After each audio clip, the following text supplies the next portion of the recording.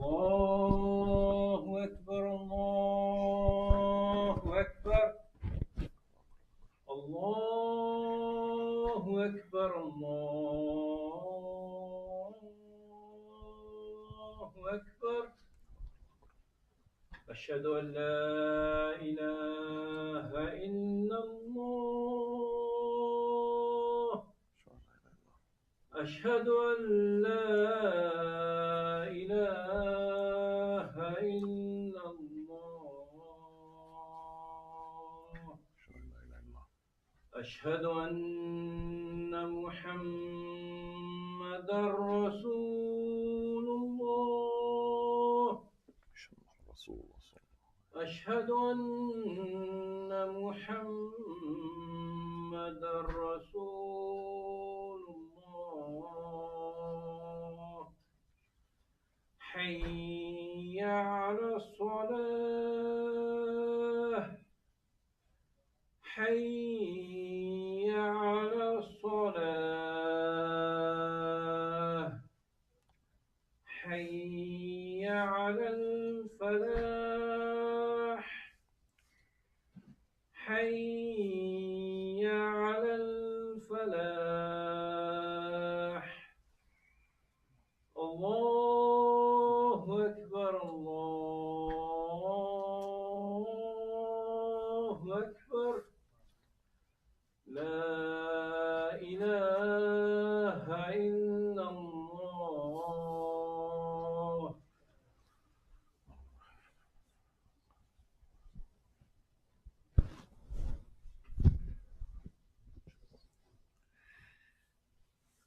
بسم الله الرحمن الرحيم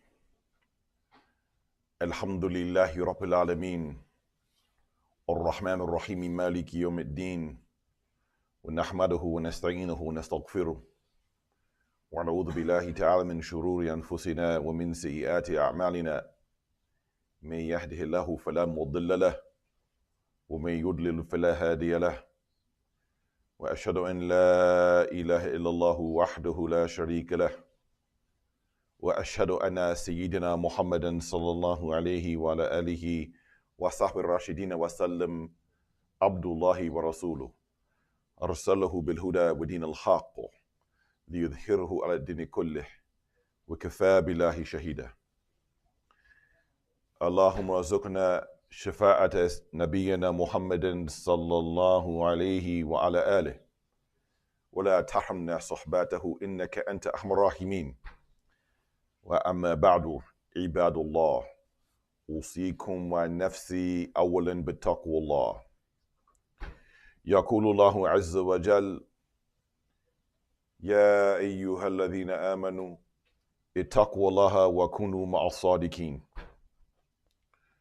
ويقول الله عز وجل إنما المؤمنون إخوة فأصلحوا بين أخويكم واتقوا الله لعلكم ترحمون. Beloved brothers and sisters in faith, I begin recommending for you, but firstly for my own sinful self, to have the proper regard, the proper awe, and the proper consciousness of Allah, meaning have taqwa for Him. Allah Azza wa Jal said in His last revelation, the Quran, the clear book, O you who believe, have taqwa for Allah, and be with the truthful people, which also carries the meaning min as-sadiqeen, according to Abdullah ibn Mas'ud radiallahu anh. Also, you yourselves be from the truthful people. So, have suhbah, companionship with people who are upon truth, and speak the truth. Take knowledge from the people of truth, but also you yourselves strive to be truthful. And Allah Azza wa Jal said in the Quran, the believers are but one brotherhood, so reconcile disputes and make peace between your brothers, and have taqwa for Allah in order that you receive mercy. Beloved brothers and sisters in Islam, we always need reminders of different things as human beings. The insan, or the human being, is prone to forget. Even when we say la tansa, like do not forget, insan, or the human, and forgetfulness even have a linguistic relationship in the Arabic language. Hence, we need dhikr. We need remembrance. And Salat al-Jum'ah, Khutbah al-Jum'ah, actually in the Quran is mentioned as dhikr. يا أيها الذين آمنوا إذا نودي للصلاة من يوم الجمعة فاسعوا إلى ذكر الله وذروا البيع. O you who believe, when the prayer is made on the Jum'ah day, then leave off all business, then what? And hasten to the remembrance of Allah. This is Khutbah al-Jum'ah. Dhikrullah means Khutbah al-Jum'ah. So we need to be reminded of things from week to week. One of these things to remind ourselves is, where does honor really reside for us as Muslims? In Arabic, in the language of the Quran, is al-Izzah. Where do the Muslims truly get Izzah from? Allah Azza wa Jal said in the Quran, وَلِلَّهِ عِزَّةُ وَلِرَسُولِهِ وَلِلْمُؤْمِنِينَ وَلَكِنَّ الْمُنَافِقِينَ لَا يَعْلَمُونَ. Al-Izzah, dignity and honor, belongs to Allah. And then from Allah it is what? Extended to His Messenger, sallallahu ta'ala alayhi wa alihi wa sahbihi rashidin wa sallam.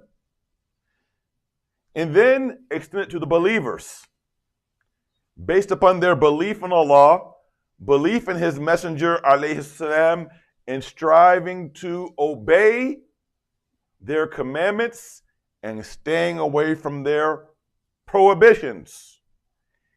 And ittiba' al-habib sallallahu alayhi wa alihi wa sallam, and following Allah's beloved. Kul in kuntum tuhibbun Allah fattabi'uni yuhibbukum Allah wa yaghfir lakum dhunubakum wallahu ghafurur rahim. Say to the people, O Prophet, if you love Allah, then follow me, then Allah will love you, and He will forgive you of your sins. So Izzah, for us, comes from this primarily. Al-Khalifa al-Thani, Umar ibn al-Khattab radhiyallahu anhu, is reported to say, and this narration is sahih, it is rigorously authenticated, fi mustadrak al-sahihain, lil-Hakim an-Nisaburi rahimahullah ta'ala. And Albani also authenticated, says sahih, Sheikh Albani. Umar started off this call in saying, Inna kunna adalla qawmin. He says, surely we were a humiliated people. Speaking about who? Firstly, the Arabs. We were a humiliated people. Then Allah gave us izzah and honored us bil Islam, through al-Islam. And He said, but whoever seeks dignity from other than what Allah dignified us with, Allah shall humiliate them. He shall humiliate them. Where did the Arabs get their honor and prestige? Fi asr al-Jahiliyyah. Through tribal affiliation, through their lineage, and through political power. They had a tribal ranking system. Even different tribes would worship different pagan gods. And the Arabs lived in a life of humiliation. They buried their daughters alive, the infant daughters alive. Their women would make tawaf around the Kaaba with their breasts exposed. Mish haya. They ate dead animals on the side of the tariq. We call this in American English roadkill. They ate roadkill.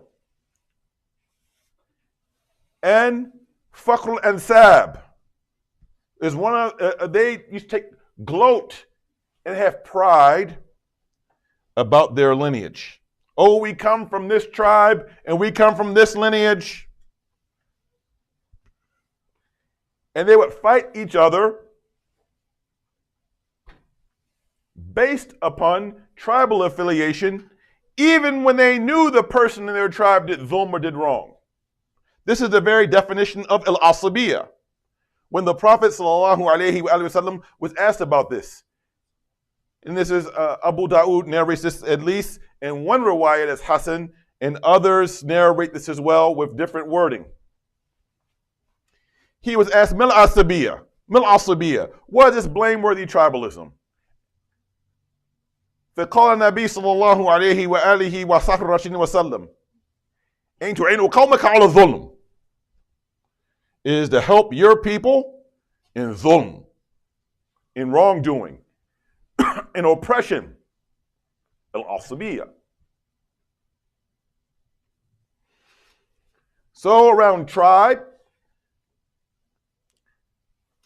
al-nasab wal-hasab. Tribe and social prestige. This is where Arabs got their izzah from. Allah tabarak wa ta'ala and his messenger sallallahu ta'ala alayhi wa alayhi wa sallam came to correct this misunderstanding of the Arabs. And within around a century from the revelation, from the first revelation, Iqra bismi rabbika alladhi khalaq, khalaqa al-insana min alaq. From about a century, these Arabs who ate roadkill, who were tribalistic, racists, buried their daughters alive, were going into rule, going into Europe, into Al-Andalus. They went to Persia and Iraq under Sa'd ibn Abi Waqqas, Sahabi Jalil, Ranwan. This is how Iraq got open. And Kufa became the capital through Sa'd ibn Abi Waqqas. He's the one who established Masjid al-Kufa. And Muslims going to Al-Quds during the Khilafah of Umar ibn al-Khattab, Ranwan. And Uqba ibn Nafi going into North Africa, which then Islam then spread from North Africa down to West Africa.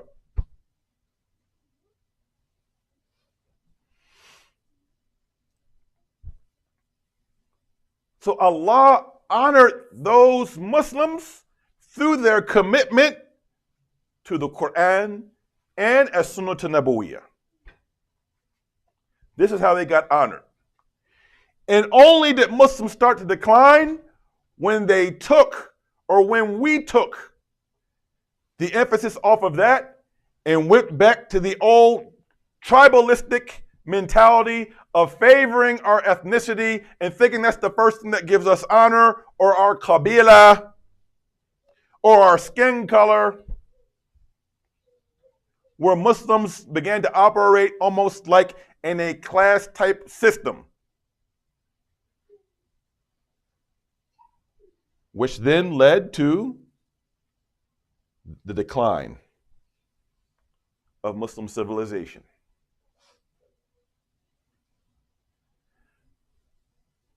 America, this country that we reside in. Maybe some of you immigrated here. Maybe some of you were born here. Either you immigrated here or you were born here. It's one or the other. Just like in Medina. Either you were Muhajir or Ansari. It's one or the other. An immigrant or indigenous. One or the other. This land that we live in was established upon two faces. Dhul Wajhain. America has two faces. So the people who immigrated here firstly for what they said religious freedom. Because at that time in Europe, there was one state denomination and one state madhab of Christianity. And the king or the queen was considered to be the head of the church. Like the Queen of England, head of Anglican Church, for instance. So if you didn't follow their denomination or their religion, you're persecuted. So people came here for freedom of religion. That's one face of America. That's one, say, wedge. The other wedge is Africans were brought here as property, about 20% of them Muslim, and their children of the Muslims were intentionally sold off from their parents so that they cannot transmit to them their mother tongues and languages and their culture and also their deen, intentionally to cut people off from Islam. Because people who were enslaved couldn't freely practice Islam. And many of those people practiced Islam secretly. People were fasting Ramadan on plantations in America. 300 years ago, people were fasting Ramadan in America. There were hufaz, people who were writing on pieces of paper, writing Quran. In Liberia in D.C., one scholar wrote part of the Risala ibn Abi Zayd al-Qarawani, which is a classical Maliki fiqh text, wrote it from memory, a matan in fiqh. Ajib, in Arabic. In Arabic.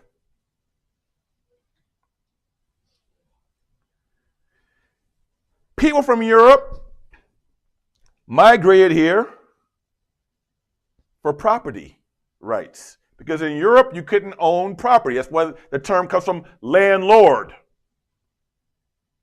They could never own land. Only the royals and the aristocrats could own land. The masses of people couldn't own land, so they came here for land. But the problem was there were people already living here who got ethnically cleansed off of their land. This is why the fakir says, why do you think so many white evangelical Christians side with the Zionist state against the Palestinian people? Because America was established as the same thing that Israel was established upon. That's why. It's part of the fikra, of the psychology. It's part of an ideology. It's a methodology of colonialism. That's why there's so much sympathy. Because this land was stolen and people were ethnically cleansed. Just like in Gaza.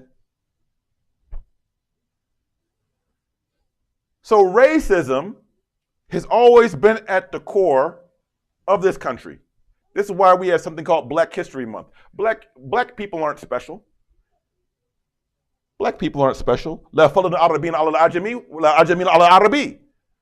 ولا أحمر ولا أسود ولا أسود ولا أحمر بالتقوى. There's no virtue of the Arab over the non-Arab, nor the non-Arab over the Arab. And whites aren't better than blacks, and blacks aren't better than whites. Illa bitaqwa, said the farewell sermon. But there was this month that was started that the current president is trying to abolish. Why? Because people's total histories were erased. So in order to correct that, African Americans came up with something called Black History Month to correct it. Because when there's an imbalance, you have to try to bring some balance to the imbalance. And this is literally the definition of adl. Adl means balance. It means proportion. So when something is far out of balance, there needs to be correction. Otherwise, there will be imbalance, which means injustice.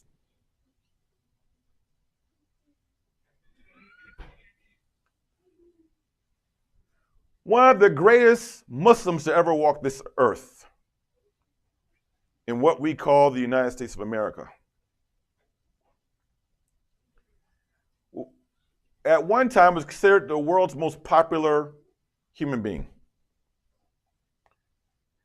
Al-Hajj Muhammad Ali, Rahmatullahi alayh. or Egyptians, our Egyptian brothers call him Muhammad Ali Clay, because there's the famous Muhammad Ali and the Masjid Muhammad Ali in Egypt. So it's Muhammad Ali Clay.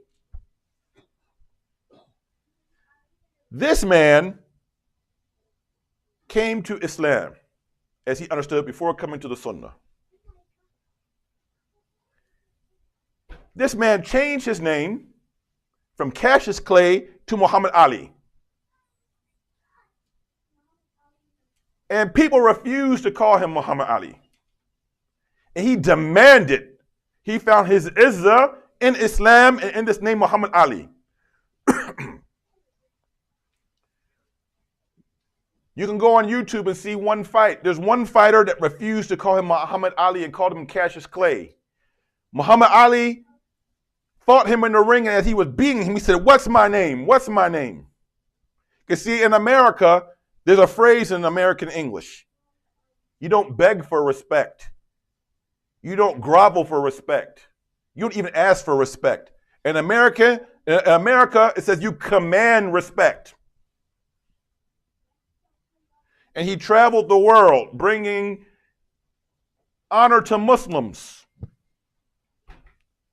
He lost all of his wealth standing upon principles for not going to a false war. He got his title back. He got his name on the Hollywood Walk of Fame. But he's the only one who doesn't have his name on the ground. The other names, you walk on them. His on the wall. You know why?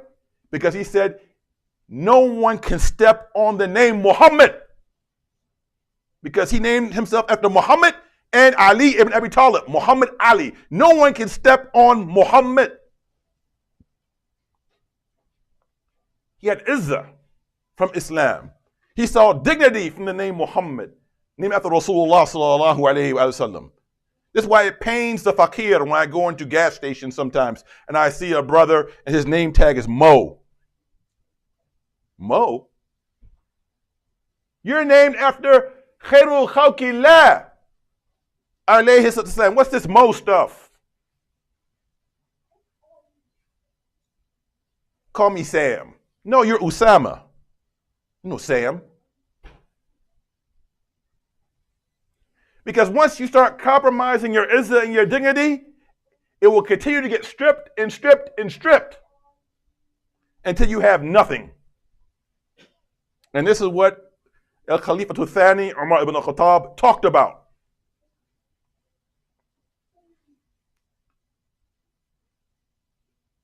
This issue of racism and pride and lineage. There's a story mentioned about this in Islamic history books. We know that the first 5 khulafa,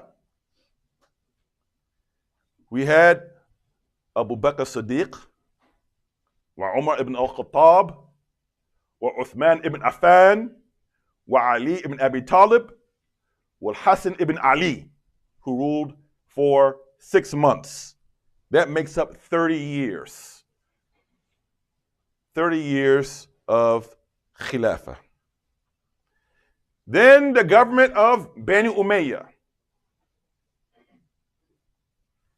Then after Bani Umayyah, Bani Abbas. Most of the Khulafa Bani Umayyah were Zalimin. Most of them. Only a couple of them were righteous. Most of them were unrighteous. One of these individuals that was an oppressor was named Hisham ibn Abd al-Malik al-Umawi, who was not keeping his amana of Khilafah properly. So one of the scholars who's a descendant of the Prophet ﷺ, one of the an ustadh of Imam al-Azam, Abu Hanifa, rahimahullah ta'ala, is named Imam Zayd ibn Ali ibn Hussein ibn Ali ibn Abi Talib, radiyallahu anhum, which Zaydiyya is named after in Yemen. Imam Zayd went to go to advise Hisham about his wrongdoing. He came there to remind him, and he told him, Ittaqillah. Hisham is like, who are you to tell me to fear Allah? Who are you to tell me? Who are you? You're beneath me. And then he told him, Innaka ibn Amma. You are the son of a slave girl. See, because Hisham ibn Abdul Malik from Bani Umayyah, his father was from Quraysh and so was his mother. Imam Zayd, his father was Qurayshi, and of course his grandfather Hussein, his great-grandfather, and of course his great-great-grandfather Rasulullah sallallahu alaihi wasallam. But his mother was Sindiya. Sindiya. Sind is an area in the Indian subcontinent that we know now today as modern-day Pakistan. See, there was no Pakistan 1,300 years ago, right? Pakistan is what, not even 100 years old. Neither is Bangladesh, for that matter. These are new countries. So his mother used to be a slave, a jariya, Amma. So he called himself with a racial insult and say, "Oh, you're nothing but a son of a slave." Imam Zayd's response was, فَقَدْ كَانَ إِسْمَاعِيلَ ibn Ibrahim ibn Amma. He said, most certainly, Ismail, the son of Ibrahim, was a son of a slave woman. Wa Ishaq ibn Hurra. And Ishaq was a son of a free woman. فَأَخْرَجَهُ اللَّهُ مِنْ صُلْبٍ وَالِدٍ آدَمَ مُحَمَّدًا صلى الله عليه وآله وسلم.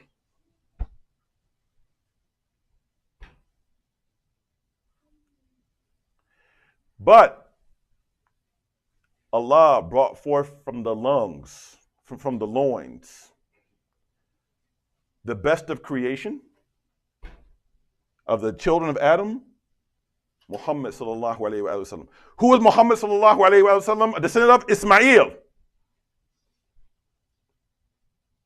This was the answer to this racism. Then Hisham got angry and said, "Get up and leave." Zayd said, "And whoever loves this life the most and loves status, he shall be humiliated." Whoever loves this dunya, whoever loves this life the most and loves status, he shall be humiliated. This was the mindset of the scholars of old, the pious predecessors, ulama al-amilin, the people who not only had ilm, but they put their ilm into practice, was the likes of Imam Zayd, radiyallahu anhu. My beloved brothers and sisters in Islam,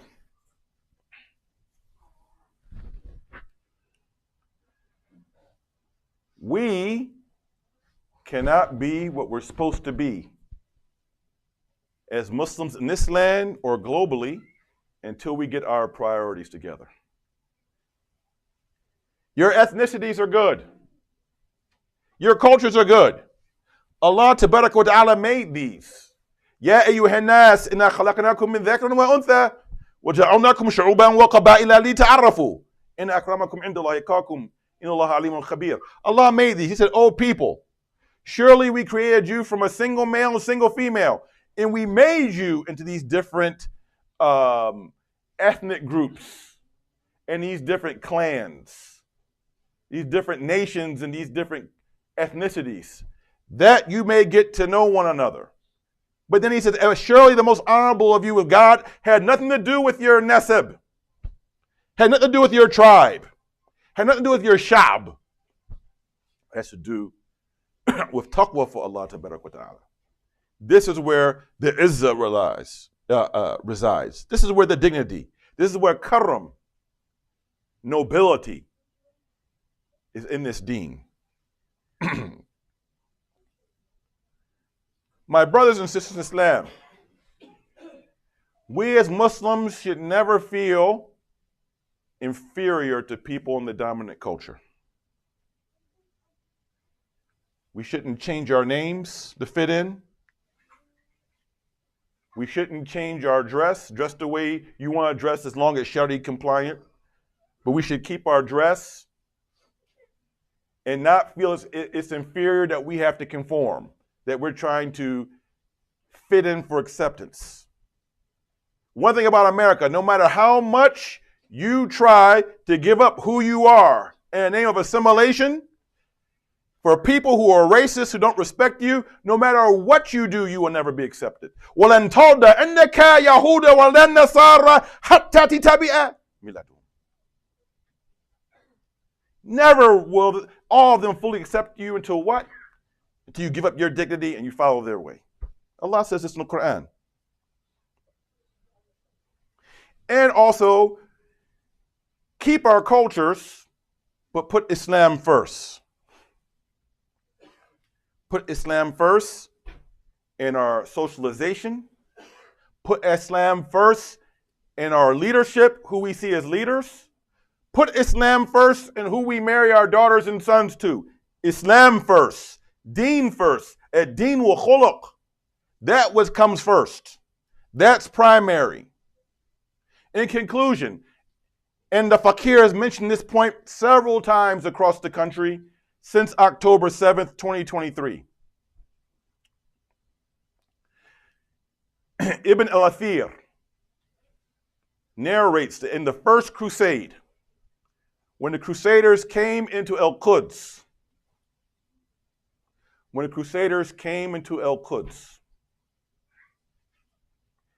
in 5 weeks,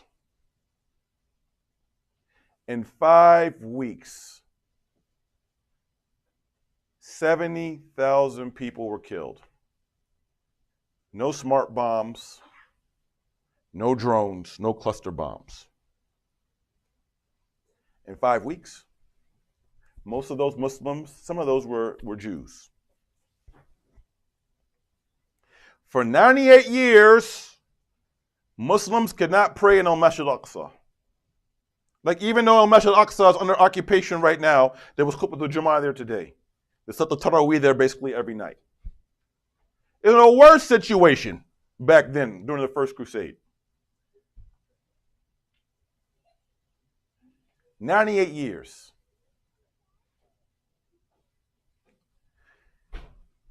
Once the Muslims got their hearts right,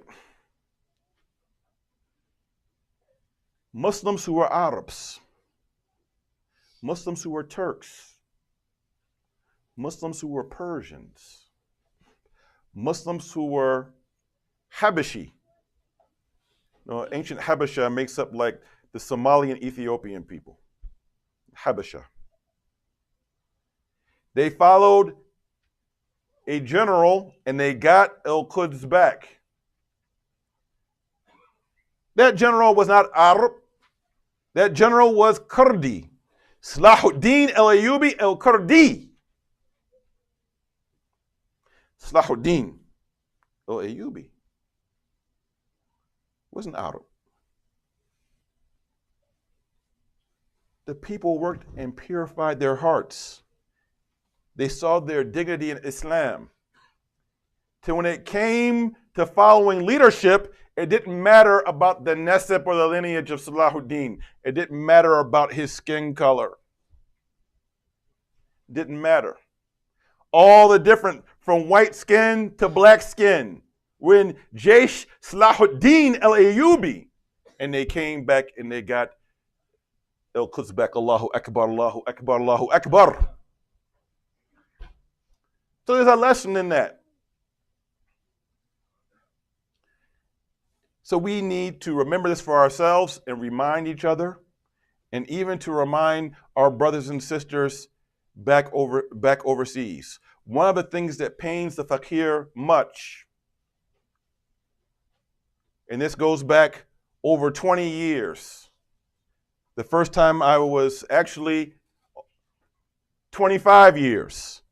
And the first time I was in the Khalij and I saw how the brothers who were workers were mistreated from Bangladesh and Sri Lanka. Unsuriya. Racism. Miskeen. Ya miskeen. Ta'al miskeen. Ya rafiq. Ruh. Ruh. Rafiq. La hawla la quwwata illa billah al-azim. How are we going to make the ummah whole and have izzah?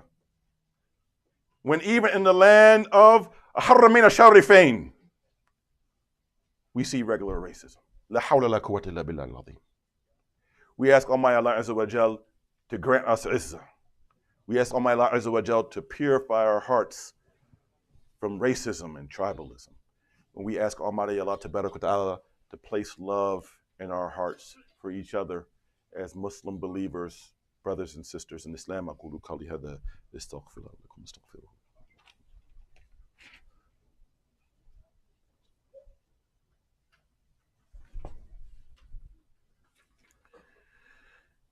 بسم الله الرحمن الرحيم الحمد لله رب العالمين والصلاة والسلام على أشرف الأنبياء والمرسلين سيدنا محمد وعلى آله وصحبه الطيبين وبعد.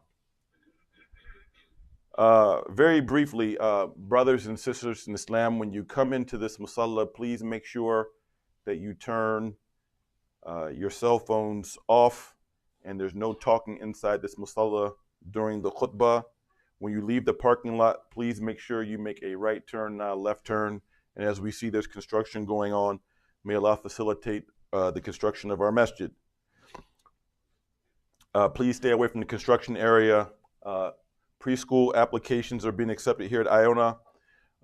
For IONA Masjid, for those of you who are going by the calculation method, that Ramadan will be the first day of fasting, which is Saturday, March 1st, which means that Taraweeh will start on the Friday night, February 28th, Ba'da Salatul Isha.